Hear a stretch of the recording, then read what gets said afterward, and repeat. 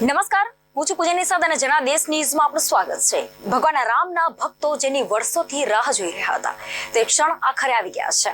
તેઓ 22 જાન્યુઆરી 2024ના રોજ ઉત્તર પ્રદેશના અયોધ્યામાં બનેલા ભવ્ય અને કાયમી મંદિરમાં બાળ સ્વરૂપમાં આવી રહ્યા છે. આવો આ શુભ અવસર પર આપણે જાણીએ 1528 થી 2023 સુધીનો ઇતિહાસ. અયોધ્યામાં કોમી હિંસાનો પહેલો કિસ્સો 1850ની આસપાસનો થયો હતો, જ્યાં બાબરી મસ્જિદ પર હિન્દુઓએ હુમલો કર્યો હતો. બ્રિટિશ રાજ્યોમાં આ બંને વિસ્તારો વચ્ચે રેલિંગ મૂકવામાં આવી હતી, જેથી બંને પક્ષો વચ્ચે વિવાદ ન થાય. 1949માં કથિત રીતે રામ ભગવાનની મૂર્તિ મસ્જિદની અંદર મૂકી દેવામાં આવી, જે ઘટનાએ આ વિવાદને જન્મ આપ્યો. આ વિવાદમાં ઘણા કોમી રમખાણો થયા, જેમાં હજારો નિર્દોષ લોકોએ પોતાના જીવ ગુમાવ્યા. હવે મિત્રો, આપણે આ સમગ્ર ઘટનાક્રમ ટાઈમલાઈન મુજબ સમજવાના છે. 5 સદીઓ પહેલા બનેલી ઘટનાઓથી અયોધ્યાની શરૂઆત કરીએ અને સમગ્ર ઘટનાક્રમે સમજવાનો પ્રયત્ન કરીએ. આપણે જોઈએ કે 16મી સદીથી 19મી સદી સુધીમાં શું થયું. તો ચાલો મિત્રો જાણીએ. 1528 વિવાદિત સ્થળ પર મસ્જિદના વિવાદાસ્પદ બાંધકામોનો આદેશ મુગલ સમ્રાટ બાબરના કમાન્ડર મીર બાકી દ્વારા આપવામાં આવ્યો હતો. હિન્દુ સમુદાયનો દાવો હતો કે આ સ્થળ ભગવાન રામનું હતું અને તેમનું જન્મ સ્થળ હતું, અને આ સ્થળે એક પ્રાચીન મંદિર હતું. હિન્દુઓએ ભારપૂર્વક જણાવ્યું હતું કે મસ્જિદના એક ગુંબજની નીચેની જગ્યા ભગવાન રામનું જન્મ સ્થળ છે. 1853 અને 1949ની વચ્ચેની વાત કરીએ તો 1853માં જ્યાં મસ્જિદનું નિર્માણ કરવામાં આવ્યું હતું તે સ્થળની આસપાસ કોમી રમખાણો થયા હતા. ત્યારબાદ 1859માં બ્રિટિશ વહીવટીતંત્રે વિવાદિત વિસ્તારની આસપાસ વાડ ઊભી કરી હતી. મુસ્લિમોને મસ્જિદની અંદર નમાઝ પઢવાની મંજૂરી આપી અને હિન્દુઓને આંગણામાં પૂજા કરવાની મંજૂરી આપી હતી. 1949 અયોધ્યામાં રામ જન્મભૂમિ પર વાસ્તવિક વિવાદ 23 સપ્ટેમ્બર 1949ના રોજ શરૂ થયો, જ્યારે મસ્જિદની અંદર ભગવાન રામની મૂર્તિઓ મળી આવી. હિન્દુઓએ દાવો કર્યો હતો કે ભગવાન રામ ત્યાં સ્વયં પ્રગટ થયા હતા. ઉત્તર પ્રદેશ સરકારે મૂર્તિઓને તાત્કાલિક હટાવવાનો આદેશ આપ્યો હતો, પરંતુ જિલ્લા મેજિસ્ટ્રેટ કે નાયરે ધાર્મિક લાગણીઓને ઠેસ પહોંચાડવાના અને હિંસા ભડકાવવાના ભયના કારણે આદેશનો અમલ કરવામાં અસમર્થતા વ્યક્ત કરી હતી. 1950 ફૈઝાબાદ સિવિલ કોર્ટમાં 2 અરજીઓ દાખલ કરવામાં આવી હતી. એક વિવાદિત જમીન પર ભગવાન રામની પૂજા માટે પરવાનગી માંગતી અને બીજી મૂર્તિઓ સ્થાપિત કરવાની પરવાનગી માંગતી. 1961 ઉત્તર પ્રદેશની સુન્ની વકફ બોર્ડે એક અરજી દાખલ કરી, જેમાં વિવાદિત જમીનનો કબજો મેળવવા અને મૂર્તિઓ હટાવવાની માંગણી કરવામાં આવી. 1984 1 ફેબ્રુઆરી 1986ના રોજ ફૈઝાબાદના જિલ્લા ન્યાયાધીશ ઉમેશચંદ્ર પાંડેની અરજીના આધારે કે.એમ. પાંડેએ હિન્દુઓને પૂજા કરવાની પરવાનગી આપી અને સ્ટ્રક્ચરમાંથી તાળાઓ દૂર કરવાનો આદેશ આપ્યો હતો. 1992 6 ડિસેમ્બર 1992ના રોજ એક ઐતિહાસિક ઘટના બની, જ્યારે વિશ્વ હિન્દુ પરિષદ અને શિવસેના સહિતના હજારો કાર્યકર્તાઓ વિવાદિત માળખાને તોડી પાડ્યું હતું. આનાથી દેશવ્યાપી કોમી રમખાણો થયા અને હજારો લોકોના જીવ ગયા. 2002 હિન્દુ કાર્યકર્તાઓને નિશાન બનાવતી ગોધરા ટ્રેન સળગાવવાની ઘટનાને પરિણામે ગુજરાતમાં રમખાણો ફાટી નીકળ્યા, જેમાં 2000થી વધુ લોકોના મોત થયા. 2010 ઇલાહાબાદ હાઈકોર્ટ વિવાદિત જમીનને સુન્ની વકફ બોર્ડ રામલાલા વિરાજમાન અને નિર્મોહી અખાડા વચ્ચે 3 સમાન ભાગોમાં વહેંચી. 2011 સુપ્રીમ કોર્ટે અયોધ્યા વિવાદિત પર ઇલાહાબાદ હાઈકોર્ટના નિર્ણય પર રોક લગાવ્યું હતું. 2017 સુપ્રીમ કોર્ટે કોર્ટની બહાર સમાધિની હાકલ કરી અને ભાજપના કેટલાક નેતાઓ પર ગુનાહિત ષડયંત્રનો આરોપ લગાવ્યો. 2019 8 માર્ચ 2019ના રોજ સુપ્રીમ કોર્ટે મધ્યસ્થી માટે કેસનો સંદર્ભ આપ્યો અને 8 અઠવાડિયામાં કાર્યવાહી પૂર્ણ કરવાનો આદેશ આપ્યો. મધ્યસ્થતા પેનલે 2 ઓગસ્ટ 2019ના રોજ તેનો રિપોર્ટ કોઈ ઠરાવ પ્રાપ્ત કર્યા વિના ત્યારબાદ સુપ્રીમ કોર્ટે અયોધ્યા કેસ પર દૈનિક સુનાવણી શરૂ કરી અને 16 ઓગસ્ટ 2019ના રોજ સુનાવણી પૂર્ણ થયા બાદ ચુકાદો અનામત રાખ્યો. નવેમ્બર 9ના રોજ સુપ્રીમ કોર્ટના 5 ન્યાયાધીશોની બેન્ચે રામ જન્મભૂમિની તરફેણમાં ચુકાદો આપ્યો. વિવાદિત જમીનની 2.77 એકર હિન્દુ પક્ષને આપી અને વધારાની 5 એકર અલગથી મસ્જિદ માટે ફાળવી. 2020 25 માર્ચ 2020ના રોજ 28 વર્ષ પછી રામલાલાની મૂર્તિઓને તંબુમાંથી ફાઇબર મંદિરમાંથી સ્થાપિત કરવામાં આવી હતી અને 5 ઓગસ્ટના રોજ મંદિરના નિર્માણ માટે શિલાન્યાસ સમારોહ યોજાયો હતો. 2023 ફરી એકવાર અયોધ્યામાં રામલાલાનું ભવ્ય મંદિર તૈયાર થઈ ગયું. 22 જાન્યુઆરી 2024ના રોજ રામલાલાના ભવ્ય મંદિરનો અભિષેક થશે, જે દાયકાઓથી ચાલી રહેલા વિવાદનો અંત લાવશે અને અહીં હવે રામલાલાની પૂજા વિધિપૂર્વક કરવામાં આવશે. ચાલો માન્યતાઓથી શરૂઆત કરીએ. એક ઐતિહાસિક માન્યતા છે કે પ્રાચીન સમયમાં અયોધ્યા શહેરને ઉજ્જૈનના રાજા વિક્રમાદિત્ય દ્વારા પુનઃજીવિત કરવામાં આવ્યું હતું. તેમણે જ રામ જન્મભૂમિ પર ભવ્ય મંદિર બનાવ્યું હતું. 16મી સદીની શરૂઆતમાં જ્યારે મુગલે અયોધ્યા પર હુમલો કર્યો હતો, ત્યારે રામ જન્મભૂમિ પ્રાચીન મંદિરમાં ભગવાન શ્રી રામની મૂર્તિ સ્થાપિત કરવામાં આવી હતી.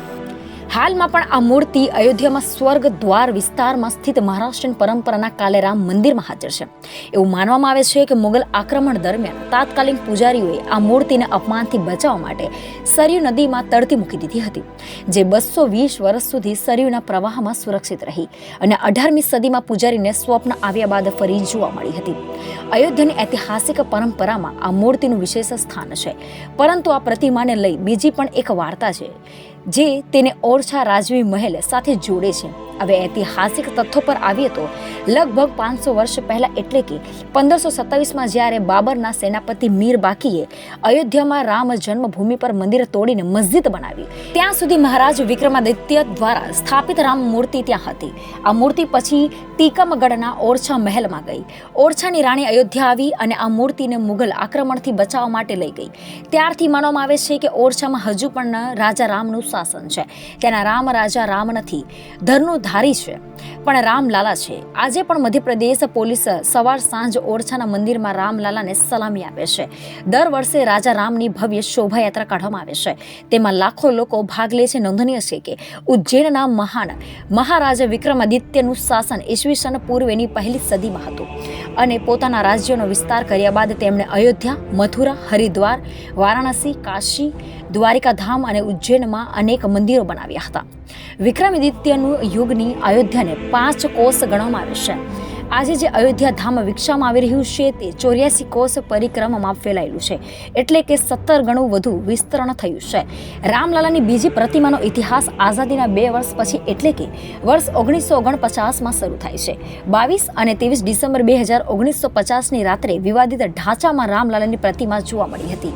આખું અયોધ્યા શહેર કૃપાલા, દીનદયાલા, કૌશલ્યા, હિતકારીના ભજનના નાદથી ગુંજી ઉઠ્યું હતું. આ સમાચાર આખા દેશમાં આગની જેમ ફેલાઈ ગયા હતા. સમાચાર આવ્યા હતા કે 23 ડિસેમ્બર 1949ની વચ્ચેની રાત્રે રામલાલા વિવાદિત માળખાની અંદર દેખાયા હતા. આસપાસના ઘણા ગામોમાં લોકો સુધી સંદેશો પહોંચ્યો કે રઘુકુળ કુલભૂષણ બાળકના રૂપમાં જન્મભૂમિ સ્થાન મંદિરના ગર્ભગૃહમાં પહોંચ્યા છે. સવારે જ્યારે પોલીસ ત્યાં પહોંચી ત્યારે સેંકડો રામ ભક્તોની ભીડ એકઠી થઈ ગઈ હતી, જે બપોર સુધીમાં વધીને 5000થી વધુ થઈ ગઈ હતી. જુઓ સમગ્ર માહિતી વિસ્તારથી. 23 ડિસેમ્બર 1949ના રોજ પોલીસે મસ્જિદમાં મૂર્તિઓ રાખવા માટે કેસ નોંધ્યો હતો. જેના આધારે 19 ડિસેમ્બર 1950ના રોજ વિવાદિત માળખાને તાળું મારવામાં આવ્યું, જે જિલ્લા ન્યાયાધીશના આદેશ બાદ 1 ફેબ્રુઆરી 1986ના રોજ ફરી ખોલવામાં આવ્યું હતું. અહીંથી જ રામ મંદિર આંદોલનને નવી ઉર્જા મળી. રામલાલાની આ મૂર્તિ 1949થી 6 ડિસેમ્બર 1992 દરમિયાન જન્મ સ્થળ પર દેખાઈ હતી, પરંતુ બાબરીના ધ્વંસ પછી તરત જ આ મૂર્તિ કાર સેવા દરમિયાન ગુમ થઈ ગઈ હતી. બાબરી ધ્વંસ વખતે જે મૂર્તિ ગુમ થઈ હતી તે રામલાલાની અસલી મૂર્તિ ન હતી. કાર સેવા દરમિયાન ગુમ થયેલી પ્રતિમા 22 ડિસેમ્બર 1950ના રોજ મધ્યરાત્રિએ વિવાદિત પરિસરમાં મૂકવામાં આવેલી પ્રતિમા હતી, જે બાદ હિન્દુ પક્ષે રામલાલાના દેખાવનો દાવો શરૂ કરવાનું કર્યું હતું. 6 ડિસેમ્બર 1992ના રોજ અયોધ્યામાં કાર સેવા માટે એકઠી થયેલી ભીડે અચાનક બાબરી ઢાંચાને તોડવાનું શરૂ કર્યું. લગભગ 3:45 વાગે વિવાદિત માળખાનો ડાબો ગુંબજ તૂટી પડ્યો હતો.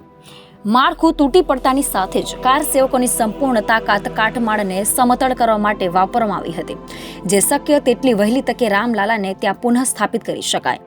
કાર સેવકોએ સ્ટ્રક્ચરનો કાટમાળ પાછળના ખાડામાં નાખીને જમીન સમતળ કરવાનું કામ શરૂ કર્યું હતું. 15 બાય 15 ગજના ટુકડા પર ઉતાવળે 5 ફૂટની દિવાલ ઊભી કરવામાં આવી હતી. તે કામચલાઉ પ્લેટફોર્મ સુધી નીચેથી 18 સીડીઓ બાંધવામાં આવી હતી. તે જ સમયે તે પ્રકાશમાં આવ્યું કે રામલાલાની મૂર્તિ જે પૂજારી સત્યેન્દ્ર દાસ બહાર લાવ્યા હતા તે ગુમ થઈ ગઈ છે. એક તરફ કાર સેવકોને કેન્દ્ર સરકાર દ્વારા સંભવિત કાર્યવાહીની ધમકીઓનો સામનો કરવો પડી રહ્યો હતો, તો બીજી તરફ મૂર્તિ મૂકીને હંગામી મંદિર બનાવવાનો ધમધમાટ જોવા મળ્યો હતો.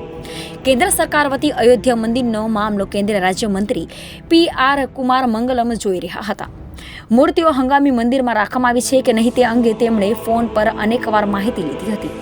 અયોધ્યામાં ઢાંચાને તોડી પાડ્યા પછી અસ્થાયી મંદિરમાં રામલલ્લાની મૂર્તિઓ સ્થાપિત કરવા માટે લડાઈ થઈ હતી. તેથી કેન્દ્ર સરકાર ખાસ કરીને આ સ્થાપન માટે સક્રિય હતી.